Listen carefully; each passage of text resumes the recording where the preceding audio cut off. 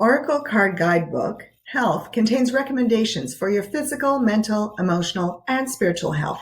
Let's see what recommendation is made for the Four of Clubs.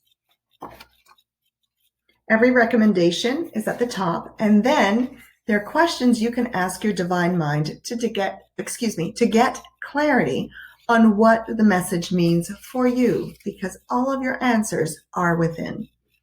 The Four of Clubs message is, make muffins and freeze them. Well, that's a good recommendation. Clarifying questions.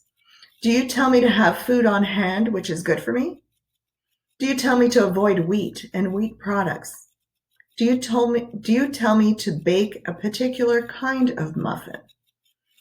Do you tell me to purchase one of Levin's recipe books? Yes, I have 3 recipe books that you can purchase. So those are the questions for the recommendation, make muffins and freeze them.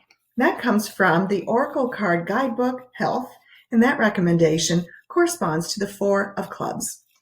My name is Monica Levin, and I am a food intolerance expert, holistic nutritionist, and inner guidance communication coach, because all of your answers lie within.